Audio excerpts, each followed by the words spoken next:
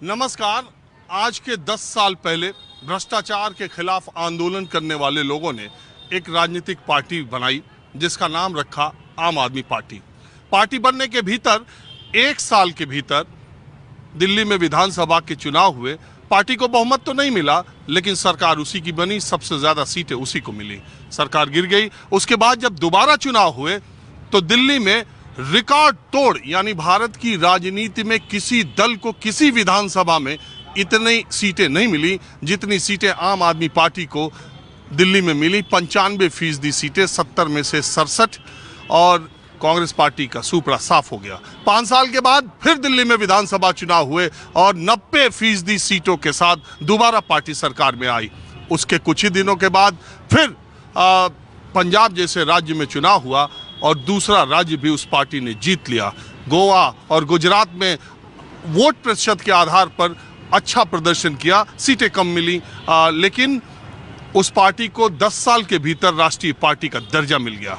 लेकिन उसी पार्टी के दिल्ली की सरकार के 2 कैबिनेट मंत्री भ्रष्टाचार के आरोपों में जेल में हैं। और जो व्यक्ति आज के 10 साल पहले भ्रष्टाचार के खिलाफ आंदोलन का नायक बना था, उसे सीबीआई ने जांच के लिए कल बुलाया है, यानी रविवार को बुलाया। और इससे पूरे देश में एक नया सियासी संग्राम छिड़ गया। आम आदमी पार्टी ने हर घंटे तकरीबन उनके नेताओं ने प्रेस कॉन्फ्रेंस की और कहा कि प्रधानमंत्री नरेंद्र मोदी पर हमला बोलने की वजह से अरविंद केजरीवाल को सीबीआई ने बुलाया।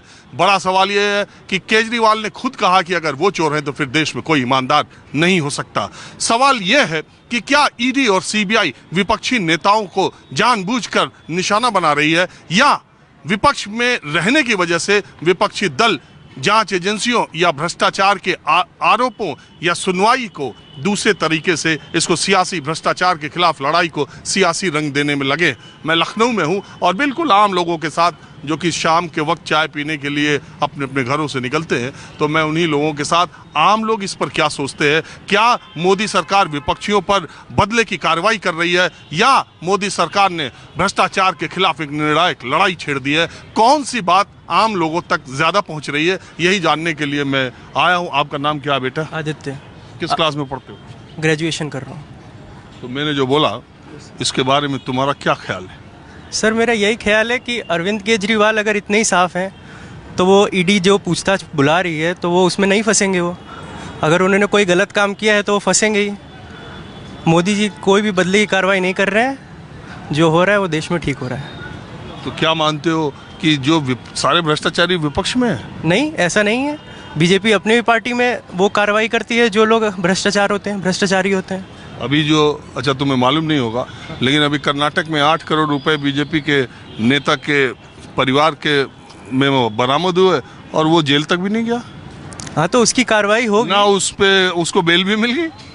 उसकी कार्रवाई होगी। अब ऐसे सोचने वाले तो फिर आप लोग एक ही तरफ चलते रहिए कि हाँ विपक्ष में ये सारे, जो होगा, जो गलत होगा उसके खिलाफ पक्का होगा। नहीं, आप क्या सोचते हो? हम तो बता सकते हैं आपको।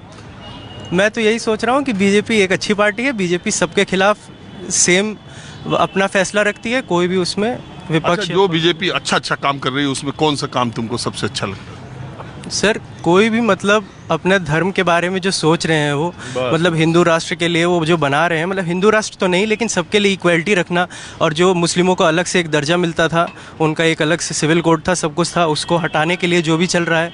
अभी राम मंदिर इतने सालों बाद वो सब क्लियर हुआ। तो सर 370 भूल गए। 370 हटा, जम्मू कश्मीर से, वो हमारा भी पार्ट है।